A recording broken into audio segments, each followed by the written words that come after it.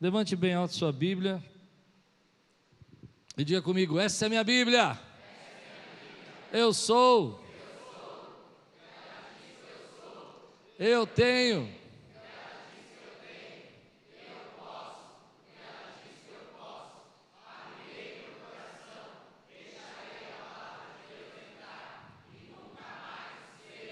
Amém. Glória a Deus, glória a Deus, glória a Deus.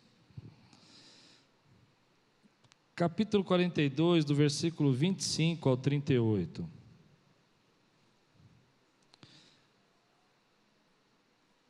Em seguida, José deu ordem para que enchesse de trigo suas bagagens, devolvessem a prata de cada um deles, colocando-nos nas bagagens, lhe dessem mantimentos para a viagem. Deixa eu colocar você no texto. Quando os irmãos chegaram, José não se identificou e conversou com seus irmãos por meio de um tradutor. Alguém interpretava o que ele falava para os seus irmãos, e ele acusou seus irmãos de serem espiões e colocou seus irmãos 3 dias na prisão. E agora ele disse: tudo bem, então se vocês não são espiões, vocês vão voltar para casa, vai deixar alguém aqui, e esse que vai ficar aqui, vão me trazer o seu irmão caçula, que é Benjamim, para eu saber que vocês não estão mentindo. E tudo isso é um jeito de José prendê-los, estar junto com eles, e uma luta interna, porque agora José tem poder, tem autoridade, e é difícil você estar na frente de alguém que te machucou e não exercer ali a sua vingança, não dar a sua retaliação.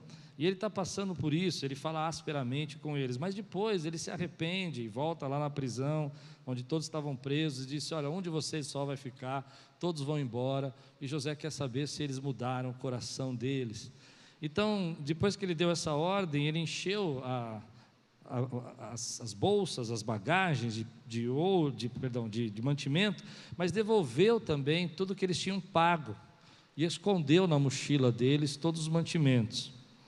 Colocando nas bagagens, lhes dessem mantimentos para a viagem. E assim foi feito. Eles puseram a carga do trigo sobre seus jumentos e partiram.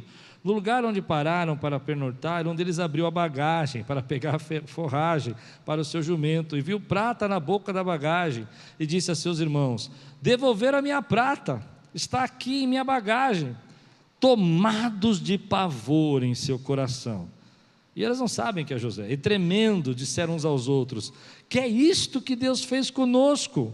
Ao chegarem à casa de seu pai Jacó, na terra de Canaã, relataram-lhe tudo o que lhes acontecera, dizendo: o homem que governava aquele país falou asperamente conosco, nos tratou como espiões, mas nós lhe asseguramos que somos homens honestos e não espiões. Dissemos também que éramos 12 irmãos, filhos do mesmo pai, que um já havia morrido, e que a caçula estava com o nosso pai em Canaã, Então o homem que governava aquele país nos disse: vejamos se vocês são honestos. Um dos seus irmãos ficará aqui comigo, e os outros poderão voltar e levar mantimentos para matar a fome das suas famílias. Traga-me, porém, o seu irmão caçula, para que eu comprove que vocês não são espiões, mas sim homens honestos. Então lhes devolverei o irmão e os autorizarei a fazer negócios nessa terra. Ao esvaziarem as bagagens, dentro da bagagem de cada um estava a sua bolsa cheia de prata. Quando eles e seu pai viram as bolsas cheias de prata, ficaram com medo, e disse-lhes seu pai Jacó: vocês estão tirando meus filhos de mim. Já fiquei sem José, agora sem Simeão, e ainda querem levar Benjamim. Tudo está contra mim. Então Rubem disse ao pai: pode matar meus 2 filhos, se eu não o trouxer de volta. Deixe-os aos meus cuidados, e eu os trarei. Mas o pai respondeu: meu filho não descerá com vocês. Seu irmão está morto, e ele é o único que resta. Se qualquer mal lhe acontecer na viagem que estão por fazer, vocês farão esses meus cabelos brancos descer à sepultura com tristeza. Vamos orar? Senhor, fala conosco. Que venha um tempo agora, Senhor, da Tua paz e da Tua graça e da Tua misericórdia. Que nós possamos ouvir Tua voz poderosamente, Senhor. E que em nome de Jesus, tudo aquilo que o Senhor tem para falar conosco, possa fluir nessa noite. Em nome de Jesus. Amém. Quando você vai lembrando toda a história de José, você percebe todo o processo e todo o caminho que José passou, as dificuldades, as lutas. E agora você acha que ele chegou num ponto que está resolvido, aquilo que tinha que acontecer já aconteceu, ele já é o governador do Egito, mas ainda tem coisas que Deus quer tratar nessa família, tem situações que Deus quer tratar nessa família. E quando seus irmãos chegam do Egito, eles não conseguem entender o que está acontecendo, porque José não se revelou a eles. José queria provar o coração dos seus irmãos, e ele foi sábio nisso. Ele queria saber se os seus irmãos tinham mudado, se eles ainda aqueles homens que queriam matá-lo, aqueles homens egoístas, aqueles homens tão perversos. E ele fez todo um teatro, uma cena, e foi duro com eles, e acusou, e prendeu. E na hora de mandar embora, ele deixou Rubem ir embora. E é interessante isso, porque Rubem era o mais velho. Mas Rubem também foi o único que defendeu José, foi o único que não quis que eles fizessem isso. Ali já era uma pista. Por que ele escolheu Simeão e não Rubem? Havia várias pistas sendo deixadas por José, mas os seus irmãos não podiam perceber, porque eles acreditavam sinceramente que José já estava morto. E aquele homem, que eles chamam governador desse Egito, não tinha nada a ver com eles e nem com a família deles. Mas tudo isso era um jeito de José trazer de volta a sua família e cumprir a segunda parte do sonho que ele teve, onde o seu pai ia estar junto com ele, se curvando. Mas nesse momento, eu preguei de manhã sobre isso, e essa mensagem é uma continuação da manhã. O coração de José está sendo provado, ele está sendo testado, ele está em luta, porque quando você está num poder, numa autoridade maior, e diante das pessoas que te machucam e te ferem, e você pode agora dar o troco, você tem autoridade para fazer isso, é nessa hora que o seu coração é testado. É nessa hora que você precisa escolher se você vai seguir o caminho de Jesus ou você vai viver pela sua cabeça. Você pode perceber que isso acontece conosco. Muitas vezes nós recebemos autoridade, poder, e nós às vezes somos tentados a pisar em alguém, somos tentados a falar mais asperamente. Talvez você nunca tenha sido tentado a fazer isso. Eu não acredito. Em alguns momentos você chegou a falar: não, sabe de uma coisa, eu vou dar uma resposta, eu vou provar o que eu sei, eu vou mostrar como eu tenho autoridade. E por um tempo José fez isso, colocou seus irmãos três dias na prisão e ameaçou, e não se revelou a eles, e não falou na língua deles, e mais do que isso, chegou a dizer: olha, eu juro pela vida de Faraó, que vocês são espiões, e nós vamos agora punir vocês. Mas ao mesmo tempo, a consciência de José começou a falar com ele. E é nesse momento que você está exposto a essa dualidade entre você fazer o bem e não fazer o bem, entre você escolher o bem e não o mal, que às vezes o melhor de nós tem que surgir, e a gente tem que deixar para lá, relevar, perdoar e seguir o caminho que Deus tem para nós. Então eu estou fazendo aqui um resumo rápido da pregação da manhã para você entender a da noite.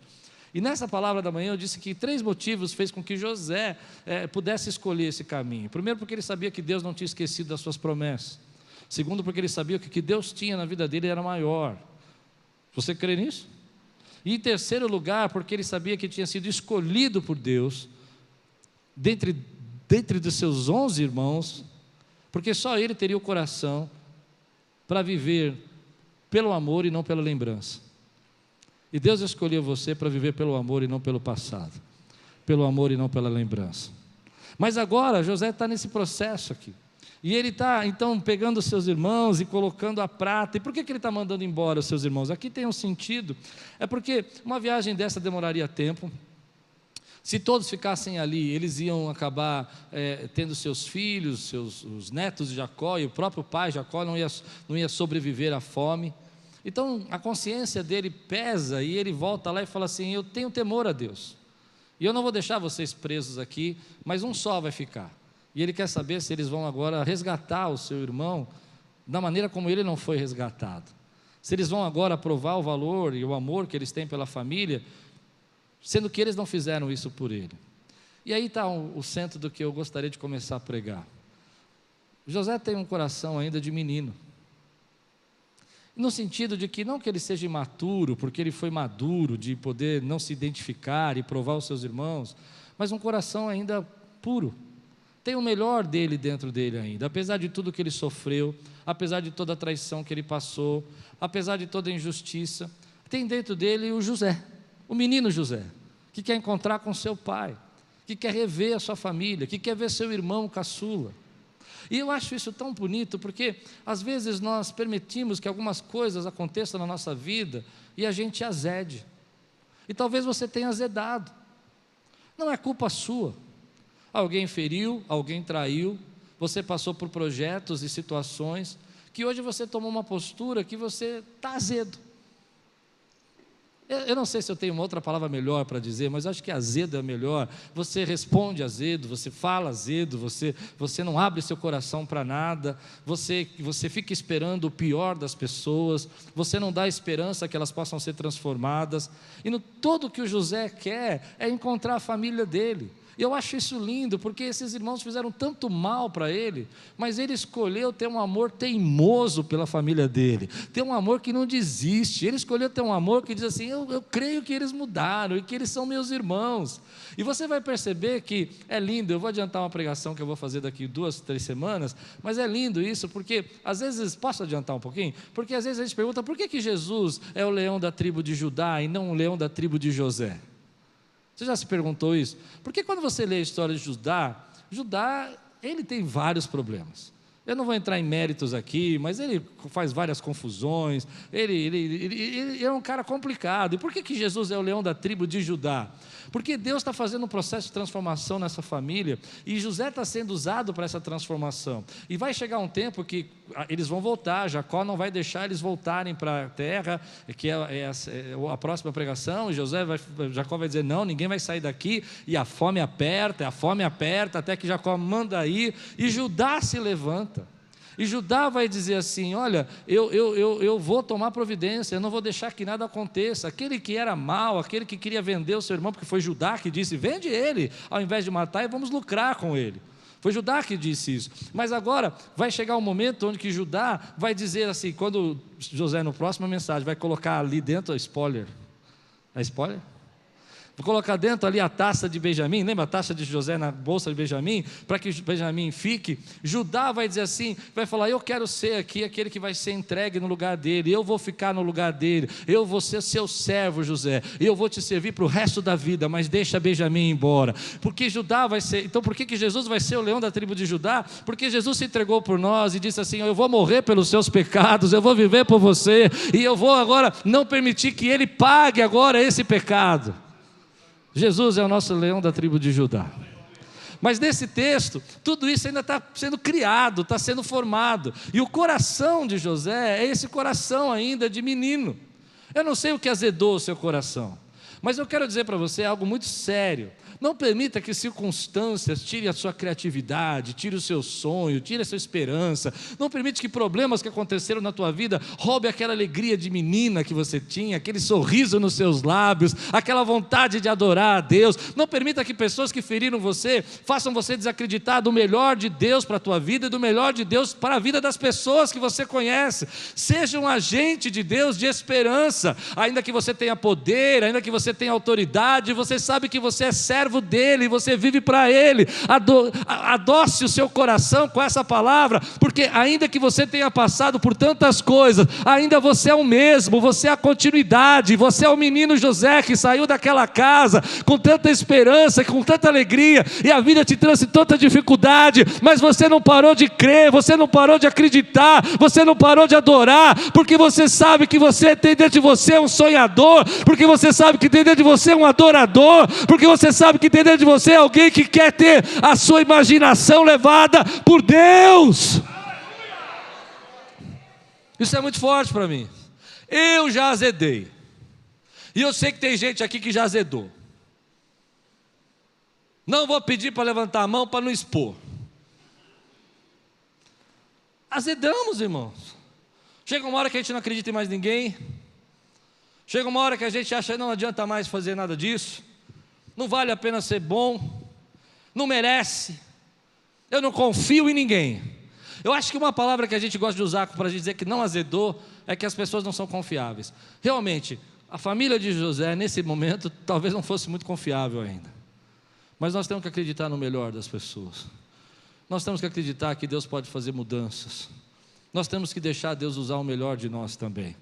É nesse momento que você tem poder e autoridade, que você pode fazer coisas de punir e poder julgar. É nesse momento que você precisa entender que como você lida com a vantagem determina o quanto Deus pode te dar poder. Como você lida com a vantagem que você tem sobre as pessoas determina o quanto Deus pode confiar em você. Como você lida com a vantagem que você tem sobre seus irmãos determina o quanto você não azedou o seu coração. Porque às vezes a gente não percebe isso. Problemas aconteceram e você não adora mais. Situações vieram na sua vida que você perdeu o brilho. Você começa a dizer: eu não creio mais, eu não me envolvo mais. José podia dizer assim: tudo bem, eu não me identifiquei, eles não sabem quem eu sou, eu dei ali os recursos para ele. Mas José sabe que a fome não ia ser só aquele dia, e que seu pai precisava de um sustento e uma provisão por muito tempo. Percebe o coração dele? E ele não só coloca comida, e não só dá comida para a viagem, ele devolve a prata do seu pai, da sua família. Algo que ele não precisava fazer. Eu não sei você, mas eu já apanhei muito na vida. Já apanhei muito de crente. Já apanhei muito de irmão. Você já apanhou de irmão? Mas uma coisa eu vou dizer para você: não deixe seu coração azedar. Volte ao seu coração de menina. Volte ao seu coração de menino. Volte àquela generosidade pura que Deus colocou no seu coração. Tenha um coração de servo. Tenha um coração de servo. Quando a gente olha para essa atitude de Jesus, de José, me lembra muito a atitude de Jesus. Jesus sentado com os seus discípulos na mesa, e ele sabe que Judas vai traí-lo, ele sabe que Pedro vai negá-lo. No entanto, Jesus se envolve numa toalha, e ele vai lavar os pés dos seus discípulos. Vai lavar o pé do covarde, vai lavar o pé do traidor, vai lavar o pé daquele que nega, que se faz de desentendido. Porque esse é o coração que Jesus quer nos dar, um coração de servo. Deus vai derramar graça sobre sua vida para que você sirva. Deus vai derramar autoridade sobre você para que você sirva. E ninguém que quer seguir a Jesus quer perder esse coração de servo que Ele deu a você. Talvez você tenha visto muitas coisas, e você tem até razão de azedar o seu coração, tem até razão de você ser desconfiado, se manter fechado, se manter calado, não querer se envolver com nada. Mas hoje eu venho aqui dizer para você: Deus te colocou algo muito melhor e maior dentro de você, e o teu melhor não está no teu coração azedo, o teu melhor não está no teu coração crítico, o teu melhor não está no teu coração desconfiado, injustiçado. Não é aí que você está o melhor teu, a tua melhor versão, a melhor versão de Deus em você não é essa. A melhor versão de Deus é quando você entende que você precisa se vestir da capa da humildade e deixar Deus usar você, e que você entende que alguns momentos da sua vida, tanta graça que Jesus te deu, tanto poder que Ele te deu, só te deu para que você pudesse servir e lavar os pés dos outros. José está lavando o pé dos seus irmãos aqui, está dizendo: olha, eu não vou permitir que vocês morram. Ele tem poder para deixá-los para a prisão para sempre, mas ele tem consciência, e é essa consciência que Deus às vezes quer trabalhar conosco. Você não pode permitir que essas lutas façam você perder a consciência do que Deus fez na sua vida, do que Deus é na sua vida, e do que Deus quer usar você. Tem pessoas que estão do teu lado, querido, que não merecem, mas Deus vai usar você porque Ele sabe o coração que você tem. Tem pessoas que estão do teu lado, que você sabe que falam mal de você, mas você vai se enrolar na toalha e vai lavar os pés dele, porque você sabe o que Jesus fez por você, e você sabe que Ele te escolheu de tantos outros, porque Ele podia confiar no teu coração, para que você pudesse amar o próximo com um amor teimoso que Ele colocou dentro de você, um amor que acredita no melhor das pessoas, no amor que acredita na mudança das pessoas e na transformação. Hoje Deus quer purificar o nosso coração, porque a palavra de Deus fala que os puros de coração verão a Deus.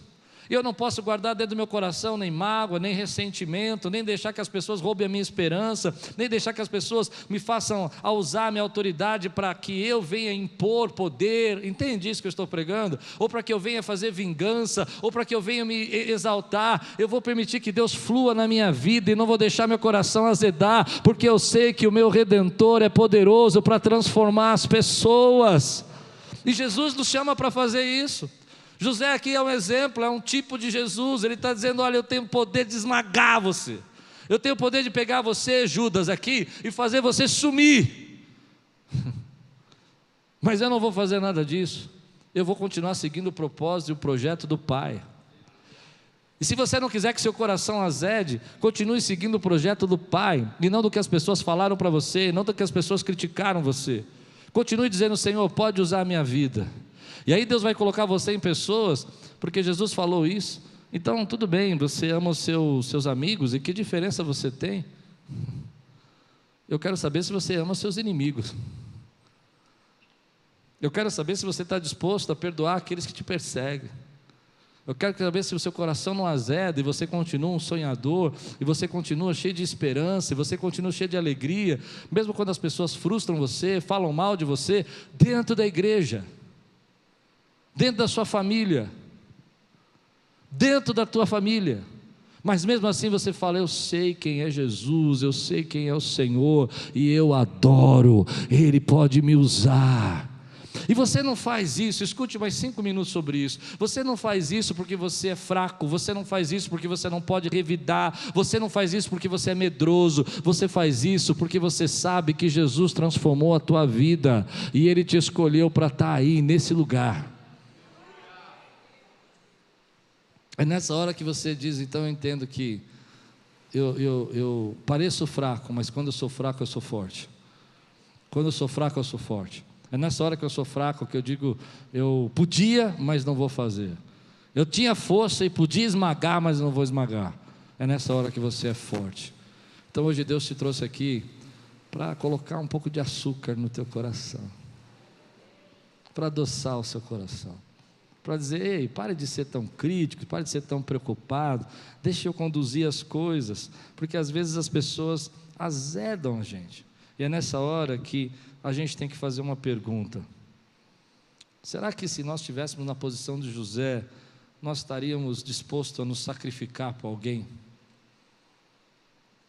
Às vezes nós falamos muito isso para Deus: eu vou hoje cutucar você, Deus pode me usar, usa a minha vida. E Deus fala: ok, eu vou te usar. O quanto que você está disposto a se sacrificar por alguém? O quanto que você está disposto a mostrar para esse mundo egoísta, esse mundo competitivo, esse mundo de rivalidade, esse mundo de angústia, de pressão, de pessoas puxando o seu tapete, você dizer assim: eu vou ser diferente, e ainda que eu tenha que pagar o preço, eu vou ser luz nas trevas, eu vou ser sal nesse mundo. E a gente pensa em sal, às vezes só na questão de doutrina, mas eu acredito que ser sal e luz é muito mais do que doutrina, é viver esse amor de Deus, é viver essa graça de Deus. É às vezes você chegar para uma pessoa que você sabe que fez tudo errado para você, mas mesmo assim você pode dar um abraço nela e falar: tudo bem, eu vou ajudar você. E é nessa hora que o melhor de Deus aparece dentro de você, porque você mesmo não poderia fazer, você mesmo não ia fazer, mas você recebe esse sacrifício, você aceita esse sacrifício, porque você entende que Ele se sacrificou por você, você entende que Ele criou você com um propósito. Então deixa eu dizer, tem muita gente boa aqui, tem muita gente com talento, tem muita gente com criatividade, tem muitas mulheres que ainda são aquelas meninas que sonharam com imaginação na sua infância, e brincaram, e riram, mas que a vida transformou você numa pessoa pesada, transformou você numa pessoa carregando dificuldades dentro de você. E Jesus está dizendo para mim: não precisa ser assim. Eu sabia que eles iam me trair, eu sabia que Judas estava lá, mas eu escolhi viver meu coração de servo sofredor. E aqueles que me seguem sabem o que é servir, sabem o que é se entregar. E às vezes a gente pensa isso só em pessoas distantes, mas nós temos que pensar às vezes que isso tem que acontecer dentro da nossa casa. Tua mulher falou algo que você não queria, que você não gostou. E você tem todo o direito de reclamar e brigar e azedar o seu coração, mas você escolhe perdoar. Você escolhe dizer, não, sabe de uma coisa, eu vou colocar prata na tua bagagem, eu vou devolver você, eu vou alimentar a sua família. E nós somos provados a todos os dias com isso. Seu marido falou algo para você que você não gosta, seus filhos falam algo para você duro, reclamam da sua criação, reclamam de coisas que você tentou ajudá-los, e nessa hora você escolhe ter um coração sacrificial, e essa é a ação do Espírito Santo dentro da tua vida. Diga comigo assim: eu não vou deixar nenhuma situação azedar o meu coração, eu vou continuar sendo um menino sonhador, que acredita que Deus pode fazer o melhor das pessoas. Esse é o desafio de todos nós, que Jesus nos chamou para viver. Deus nos colocou esse coração de servo. Mas agora o texto vai mudando e ele vai mostrando para nós algo que está acontecendo por trás de tudo isso, que às vezes a gente não entende. Eu acredito que nem José estava entendendo muito bem por que ele estava fazendo todas essas coisas, o que ele queria ver o irmão dele, mas eu não acredito que ele imaginava tudo isso. E no versículo 38, Jacó aparece para nós, depois que todos contam aquela história, e ele diz: meu filho não descerá com vocês, seu irmão está morto, ele é o único que resta, se qualquer mal lhe acontecer na viagem que estão por fazer, vocês farão esses meus cabelos brancos descer à sepultura com tristeza.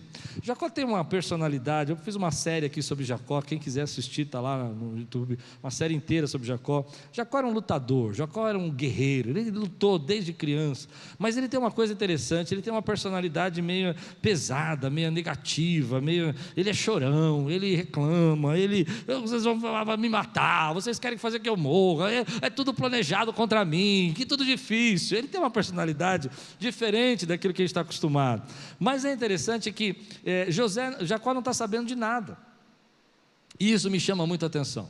Abraão, Isaac, Jacó, herdeiros da promessa, a família que Deus escolheu para criar o seu povo, a sua nação, não estão sabendo de nada.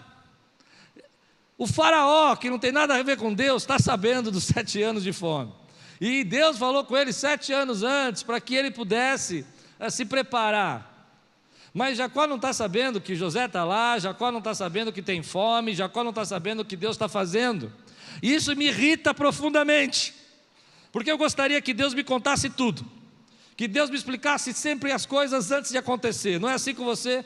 E tem situações na sua vida que você não está entendendo nada, como Jacó não está entendendo nada, e está pensando só no pior, está pensando só na dificuldade, está pensando só no que vai acontecer, mas Deus já estava trabalhando e trabalhando por trás dessa dificuldade, dessa situação, ainda que eu não saiba. Eu me lembro muito que eu fiquei muito triste, um ano atrás, fiquei muito triste quando eu peguei Covid, porque Deus não me avisou que eu ia pegar Covid. Eu falei: Deus, isso não está certo. O Senhor sempre me avisa tudo, o Senhor não me avisou que ia pegar Covid. É sério, irmão. Eu fiquei frustrado.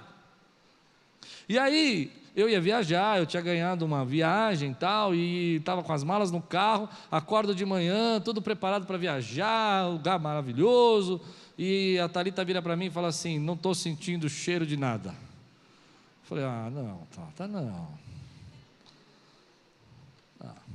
Fiquei bravo. Mas eu fiquei mais bravo porque Deus não me avisou. Entende isso? E às vezes a gente acha que nós temos que ser alertados de tudo, temos que saber tudo, e aí o apóstolo Gustavo pregou uma pregação aqui fantástica, falando assim, que Eliseu não sabia, né, do que tinha acontecido com o filho da sunamita, não é isso? E ele não sabia, e ele falou: Deus não me falou nada. E aí Deus falou comigo: eu não falei para Eliseu, eu tinha que falar para você. O que eu quero dizer com isso é que tem momentos da nossa vida que Deus já está trabalhando em nós e através de nós, e Ele não contou nada para você, mas você tem que confiar, você tem que acreditar. E esse tipo de pensamento que você fala: tudo é contra mim, tudo eu tenho que estar preparado, tudo está se virando contra mim, às vezes você não está enxergando que Deus está trazendo algo bom para você, e algo novo, e uma esperança.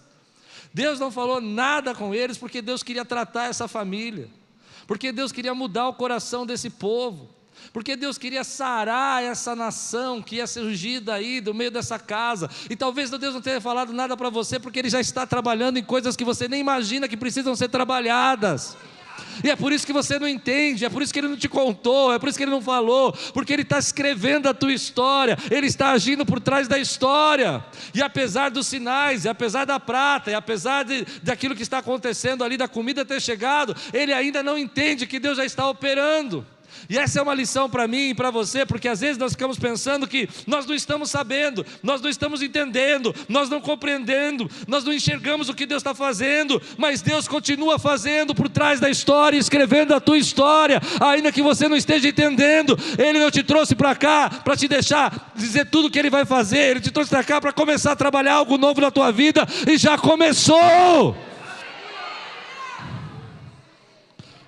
Mas Jacó é como eu não sei, vocês, eu já brinquei muitas vezes, mas eu acho que às vezes a gente gosta de pensar da gente melhor do que a gente é, mas eu sou desse tipo que fala, está tudo contra mim. Já disse isso ou não? Meu Deus, eu não estou entendendo o que o Senhor está fazendo. Mas embora Deus não tivesse avisado, Deus já tinha preparado para ele o escape, Deus já tinha dado para ele um presente. Nós vamos ver isso mais para frente, que quando os irmãos falam, é José, ele dá um salto da cadeira, o coração dele quase desfalece, ele quase tem um infarto do coração, quando ele fala que é o filho querido dele. E aí ele fala, José está esperando, ele mandou as carruagens, e Jacó vai falar, vamos embora agora. Mas agora ele está falando, tudo é contra mim. Não sei se dá para entender o que eu quero dizer. Agora você está dizendo, tudo é contra mim. Agora você está dizendo, meu Deus, o Senhor me desamparou. E Deus já estava escrevendo a história e preparando todas as coisas. Você não está sabendo? Olha para quem está do teu lado e fala assim, você não está sabendo? Deus já preparou. Não, vocês estão muito fracos. Diz de novo com toda a tua fé, assim com um sorriso no lado, você não está sabendo? Deus já preparou. Quantos creem que Deus já preparou, querido? Você não está sabendo, mas Deus ainda continua fazendo. E você pode confiar. Aleluia. Eu não estou sabendo tudo que Deus preparou para mim. Deus tem falado muito comigo através desse versículo. É por isso que eu tenho repetido tanto, porque esses dias eu não paro de pensar nele, esses 15 dias. Deus não tem falado tudo para mim, porque os pensamentos do Senhor são maiores do que o meu, e os caminhos do Senhor são mais elevados do que os meus. Então Ele não está falando tudo para mim, porque eu não estou sabendo ainda tudo que Ele vai fazer, mas eu sei por que Ele não está falando, porque para Ele falar Ele teria que se rebaixar a minha lógica, a minha razão para eu entender, mas os caminhos dele são mais elevados que os meus. E agora Ele está preparando uma restauração da família, Ele está mudando o coração dessa casa. As 12 tribos de Israel estão sendo tratadas. O pai foi omisso a vida inteira, mas agora Deus está provando para esse povo que Deus cumpre promessa, que você pode até tentar matar o sonho das pessoas, mas Deus ainda não esqueceu o que Ele falou que ia fazer, e Deus continua controlando a tua vida. Então eu vou dizer de novo, você não está sabendo, mas Deus já operou, já começou a fazer algo novo na tua casa, já começou a operar algo novo na tua família, já começou a trazer o teu sonho de volta, já começou a trazer as promessas que você achou que não ia acontecer mais na tua vida. Você não está sabendo, mas Ele continua operando, meu irmão. Eu não estou sabendo o que Deus está fazendo aqui nesse tempo. Eu não estou sabendo. Eu entendo alguma parte, mas eu não entendo tudo. Compreende o que eu quero dizer? Mas eu sei que Deus está escrevendo a história. E a cada dia que eu entro aqui, eu vejo uma palavra, eu vejo um irmão, eu converso com vocês, eu falo, Deus, o Senhor está escrevendo uma história. Eu não sei por que nós tínhamos que passar por tudo isso. Eu não sei por que nós tínhamos que enfrentar todas as coisas. Eu não sei por que você tinha que passar por algumas batalhas na sua vida, mas deixa eu dizer uma coisa para você. Se as batalhas têm intensificado na sua vida, se a luta tem aumentado, como aumentou na vida de Jacó, onde que a fome chegou até ele, e ele era o herdeiro da promessa, mas ele não foi avisado que ia ter fome. E o faraó iníquo, pecador, idólatra, sabia de tudo. Dá para entender o que eu estou pregando? Mesmo assim, querido, se você está sendo pressionado, e você está vivendo embaixo de uma pressão, é porque você está tão perto daquilo que Deus prometeu que ia fazer na sua vida, que você nem imagina. Às vezes a gente acha que isso é palavra de autoajuda, mas é verdade. Toda vez que Deus tem algo para entregar na nossa mão, a pressão aumenta. É verdade ou não é? E aí é a hora que algumas pessoas desistem. E é isso que Jacó vai fazer, ele não vai deixar ninguém voltar para lá. Ele não tem como sustentar, mas ele vai ter que esperar acabar todo o mantimento para mandar os irmãos de volta. Vai ter que ficar sem nada de novo. E como eu preguei de manhã, às vezes a pressão que Deus está colocando é o jeito de Deus te empurrar para o destino que Ele tem para a tua vida. Mas é interessante a gente pensar nisso, que às vezes você está achando que está vindo luta daqui, vindo luta dali, Deus não te falou nada, e está vindo batalha dali, agora além da fome eu tenho um filho perdido, já perdi um, estou perdendo o outro, e ainda vai querer perder o terceiro, e você fica confuso com todas essas lutas, mas isso é só uma marca. E eu gosto de pensar nisso, se as lutas estão aumentando, eu não sei se eu sou muito pentecostal, mas eu gosto de falar assim, que as lutas são os trombeteiros das bênçãos de Deus. Eu aprendi isso nos pentecostais, não é assim que os pentecostais falam? A luta aumenta porque ela é a trombeta que Deus está mandando a milagre, ela é a trombeta que Deus está mandando a resposta, mas eu não sei, e Deus não precisa falar tudo, porque o que Deus quer de mim não é que eu entenda todas as coisas, que eu racionalize sobre elas. Deus quer que eu confie, Deus quer que eu acredite. Então para mim, esse momento é o momento que eu queria dizer para você, você não está sabendo, mas Deus está fazendo, a pressão está aumentando e Deus está te empurrando. Vamos ser sinceros, quantos aqui chegaram aqui na Quírios para se tornar aqui membro da nossa igreja só porque a pressão aumentou? Levante a mão bem alto. Lutas aconteceram, batalha, põe a mão bem alto, vamos lá pessoal, me ajuda a pregar. Você foi expulso da igreja, teu pastor aprontou, levanta a mão, vai levantando a mão aí. Aí ó, faz assim, faz que nem essa irmã está fazendo aqui, ó, isso que... Aqui ó, a Márcia está fazendo, faz assim, faz assim. Não é assim? Você estava sabendo? Eu não estava sabendo também. Eu não estava sabendo. De manhã eu contei uma história que eu fui convidado com alguns irmãos, estavam aqui vários irmãos que começaram a igreja comigo hoje, estava aqui de manhã no culto da manhã, e eu comecei a contar que Deus usou um pastor para nos colocar para fora e tudo mais, e quando eu imaginei que Deus ia usar aquilo, Deus não me avisou que eu ia ser colocado para fora, Deus não me avisou. Eu me lembro que um profeta entrou comigo nessa igreja, e disse assim, quando ele entrou na igreja, eu não era muito pentecostal nessa época, então não entendia muito essas coisas, achava meio esquisito, né? Mas ele entrou na igreja e falou, meu Deus, a terra está seca aqui. Eu olhei e falei, é o carpete cinza, irmão. Lá na igreja tinha o carpete cinza. Ele falou, não estou falando de carpete, Cláudio, estou falando de coisas espirituais. Eu falei, E aí ele disse assim, você vai ficar pouco tempo aqui. E eu disse, tudo bem, vou ficar pouco tempo, me formo, tiro meu diploma, termino a teologia. Aí Deus me manda para onde quiser, ele tem razão, vai ficar pouco tempo, mas faltava 1 ano. 6 meses depois eu estou na rua. O pastor me deu um empurrão para sair da igreja. Ele me empurrou, falou, pode ir. Já tem um empurrão assim? Pode ir. E Deus não me avisou nada. Só isso que Deus falou, que eu não ia ficar muito tempo, mas não disse que ia acontecer, para onde a gente ia. E tudo bem que Ele não avisou você, porque Ele continua escrevendo a tua história. E o que resta da gente é a gente confiar no que Deus está fazendo para a nossa vida. Agora, quando eu penso em tudo isso, vem no meu coração que Jacó, ele não consegue tomar uma decisão aqui, ele não consegue fazer nada, ele não consulta a Deus, ele não ora, ele não pergunta o que está acontecendo, ele não pergunta por que a prata voltou. Os meninos até disseram, né, os filhos disseram, mas o que Deus está fazendo conosco? Mas ninguém está aí conectado com nada. É interessante esse texto, porque eles não estão entendendo, eles não estão assumindo, ninguém fala para ele que o José está vivo, que ele não foi morto, eles assumiram que José morreu e acabou, entende? Morreu, e o pai está falando, já perdi um filho. Eles podem dizer, não, você não perdeu nada, a gente que vendeu, né? Mas ele continua acreditando nisso. Tudo bem que eles não têm coragem de assumir. E aí tem algo aqui nesse texto escondido, que é como Jacó ainda sofre por José. Amém? Você percebe como ele sofre por José? Você percebe o que ele diz no texto? Ele fala assim, eu já perdi José, agora roubaram, Fazia muitos anos que José tinha partido, mas ele ainda sofre. E há situações que deixam marcas em nós, marcas no passado, marcas que nos azedam, e que às vezes a gente não permite que Deus nos cure, e acabamos sendo guiados e tomando decisões para o futuro baseado nessas marcas. Coisas que você passou em outros lugares, situações que você viveu que te feriu, e você começa a racionalizar sobre elas. Eu quero ir mais fundo nisso. Problemas que nós não temos e que você fica procurando aqui dentro. Pronto, falei. Amém? Situações que a gente nunca viveu aqui, e eu vejo pessoas falando comigo como se estivesse vivendo aqui, e nós não temos aqui. Você está aqui há 5, 6, 7 anos e não tem, mas você continua procurando.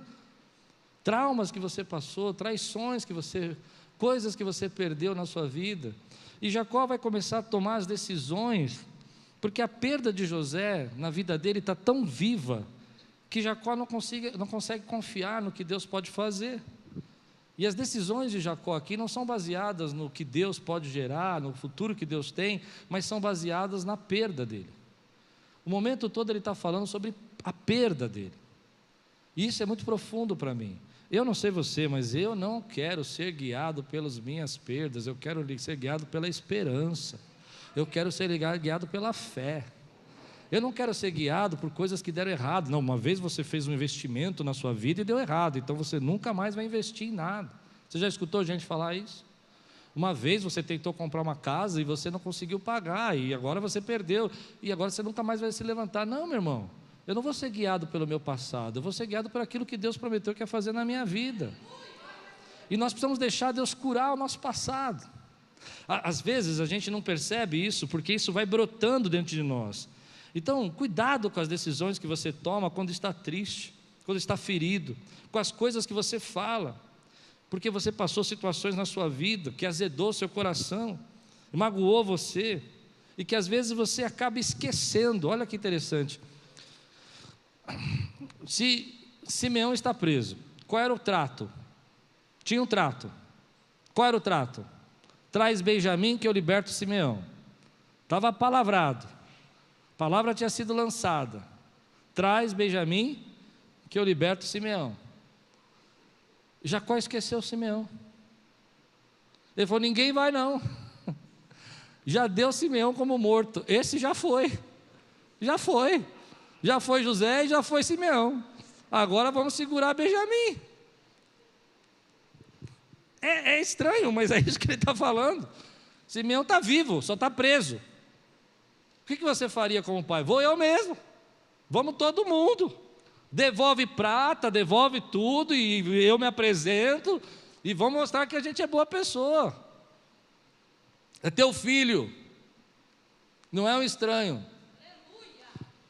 Mas Jacó está tomando essa decisão baseado no desespero, baseado na angústia. Deus não chamou você para tomar decisões baseadas nas tristezas, nos traumas.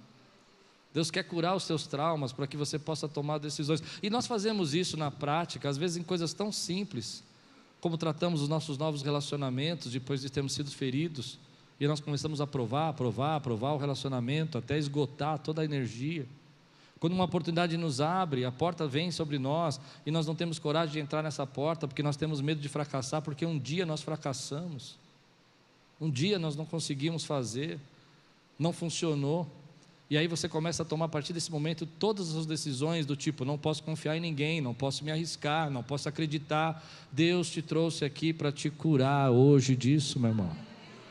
Você não vai tomar suas decisões baseadas no seu passado, você vai tomar suas decisões baseadas naquilo que Deus tem para você no futuro.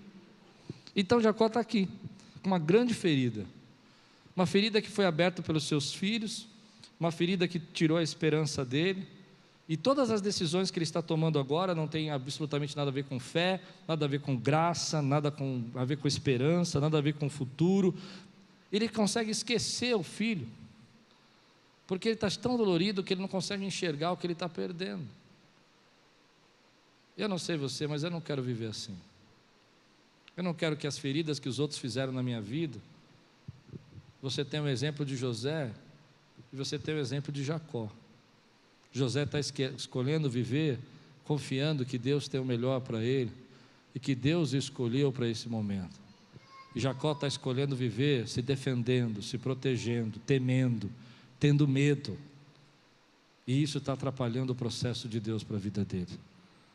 Ele vai demorar um tempo, quase, acredito que mais de 6 meses, até que toda essa comida acabe, para que Deus possa pressioná-lo de novo, para que ele possa ter uma atitude de fé, que ele venha dizer: não tem mais nada que eu possa fazer. Eu acredito que nem é fé, é desespero. Então vai lá e busca comida. Você está tomando decisões baseadas em traumas. Jesus te trouxe aqui para dizer para você: tome decisões baseadas na esperança que Jesus coloca no seu coração. Essa é a palavra. Eu quero tomar essas decisões pensando no futuro. Eu não quero saber se pessoas me traíram no passado. Eu não quero saber se tem crente ruim, crente bom, crente que é legal, crente que não é legal. Estou pregando para você. Eu quero viver o melhor de Deus para a minha vida. Eu não quero recusar a porção dobrada do Espírito porque alguém me deu um beijo e me traiu. Eu quero viver a graça de Deus, me enrolar na toalha e lavar os pés, porque eu sei que Deus está fazendo fluir de mim o melhor que Ele tem dentro de mim. E ninguém pode parar o amor.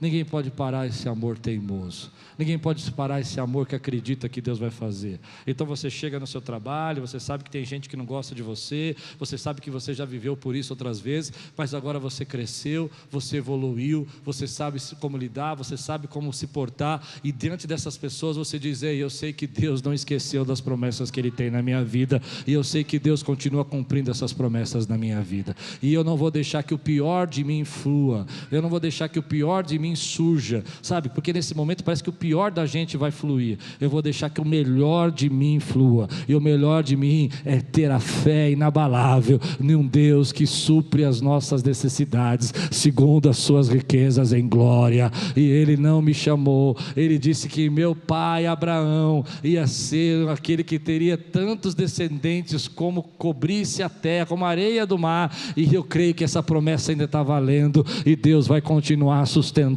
a minha família. Meus filhos não vão ser mortos, eles vão ser gerados para a vida. A minha descendência não vai ser retirada, a minha descendência vai ser próspera nessa terra, porque eu não vou ser guiado pelas feridas, eu vou ser guiado pela promessa. Em nome de Jesus, você foi chamado para ser guiado pela promessa.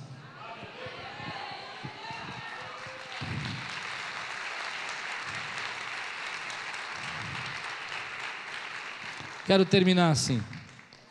Eu fiquei pensando nesse texto e fiquei pensando em Jacó. Em Jacó como um cristão do século 21.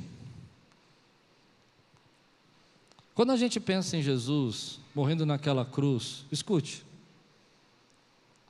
a gente jamais imaginou a fome espiritual e existencial que o nosso mundo está passando. Sim? Embora Jesus tenha morrido na cruz e já tenha preparado para nós salvação e graça, e Ele é o pão da vida que desceu do céu para saciar a nossa fome, e Ele é a água que aquele que beber nunca mais terá sede, não haverá mais seca. Muitos de nós somos como Jacó: eu não vou me entregar, eu não vou confiar. Deus já preparou a provisão, mas você não quer receber a provisão porque você tem medo. Deus já preparou a provisão, mas você não quer receber a provisão porque você fica pensando que algum crente te feriu em alguma vez na sua vida. Deus já preparou a salvação para você e a graça. Você não precisava mais ter fome porque Ele te deu o pão da vida.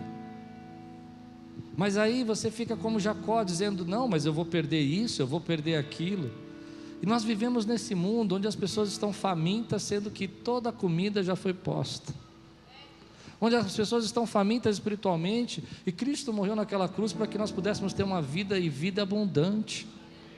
Mas como Jacó, nós ficamos desesperados, achando que é uma conspiração, que as coisas estão sendo levadas, se eu me envolver com isso, vão fazer minha cabeça.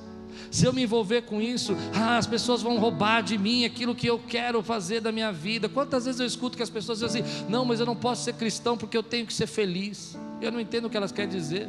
Misericórdia. Porque Cristo diz para nós, querido, que Ele ia derramar a graça dEle, e nós íamos ter vida e vida em abundância. Mas aí a gente fica relutando o melhor de Deus para a nossa vida, fica relutando a comida que Deus tem para nós, fica tentando procurar outro tipo de alimento, fica tentando se resolver, fica tentando cuidar da sua vida do seu jeito, ao invés de se entregar, sendo que Jesus já preparou tudo para você. E por que nós fazemos isso?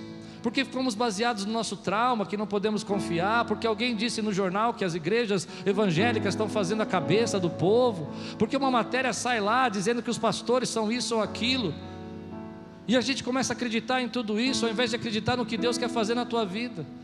E Ele disse para nós que aquele que beber dessa água nunca mais terá sede.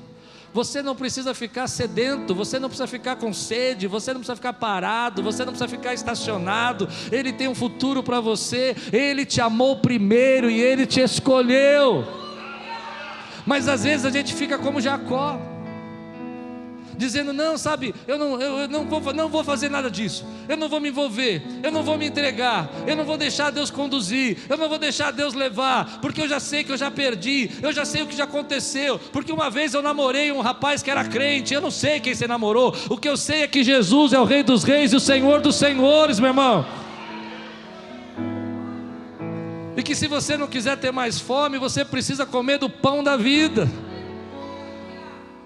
E se você não quiser mais sede, você precisa receber a água da vida, que é Jesus Cristo na tua vida.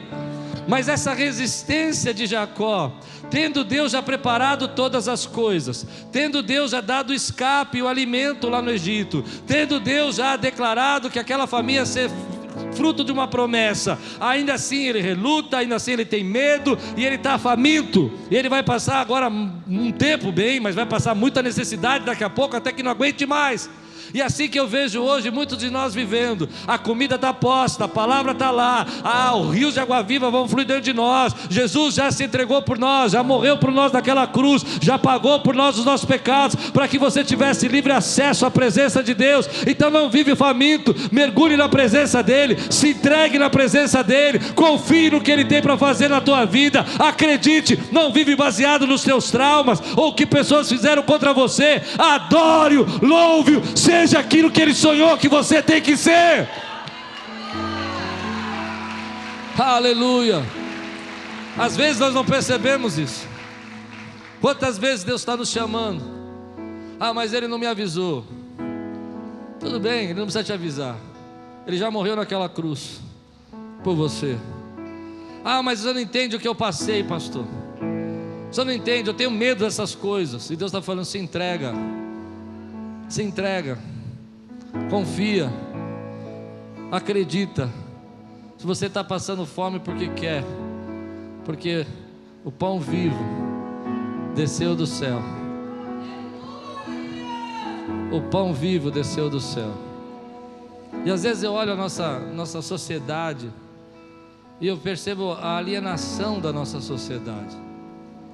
Eu percebo como ela tem se afastado de Deus e procurado respostas em tantas coisas, procurado respostas na filosofia, procurado respostas em cultos, procurado resposta em crendices. Mas a resposta é Jesus. Você quer conhecer a verdade e você fica procurando a verdade em conceitos e ideologias, mas a verdade é uma pessoa, a verdade é Jesus. E Jesus disse: conhecereis a verdade e a verdade te libertará.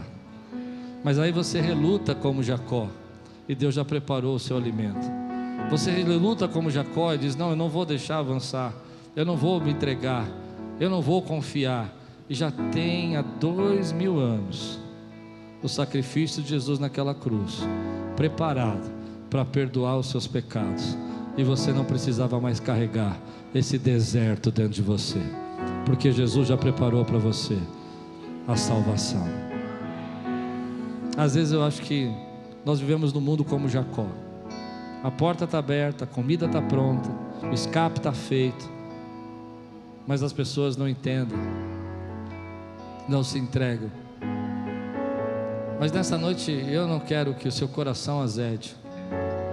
Eu quero que você tenha um coração de menino e volte a acreditar nas coisas gloriosas que Deus falou um dia que ia fazer na sua vida.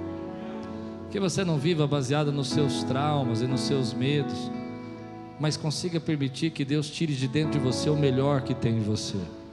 Que você possa vestir a sua toalha e o teu coração de servo, porque tem muita gente com fome, e você conhece o pão da vida, e você sabe quem o alimenta. Você recebe essa palavra hoje na sua vida, querido? Feche os seus olhos. Se alguém aqui hoje precisa receber Jesus como seu Salvador, precisa receber Jesus na sua vida como Senhor, precisa voltar para os caminhos do Senhor. Talvez você esteja como Jacó, relutante, assustado, passou por tantos problemas que você não acredita mais em nada, mas o seu coração ainda é o mesmo. Você não é uma outra pessoa, você é uma continuidade, José. José não é 3 indivíduos. José é o mesmo menino que saiu da casa do pai, que agora já é maduro o suficiente para ter um reino nas suas mãos, mas ainda tem um coração de menino que sonha encontrar com o pai. E todos nós temos esse coração que sonha ter um encontro vivo e real com Jesus. Quem sonha encontrar com o pai, quem sonha em voltar para Jesus. E se tem alguém aqui hoje que quer voltar para os caminhos do Senhor, levanta, fica de pé, eu quero orar com você. Se Deus está falando com você, se ponha de pé. Se você está voltando para os caminhos do Senhor, se ponha de pé. Se você está recebendo o Senhor, se ponha de pé. Deus abençoe sua vida em nome de Jesus. Deus abençoe a vida de vocês em nome de Jesus.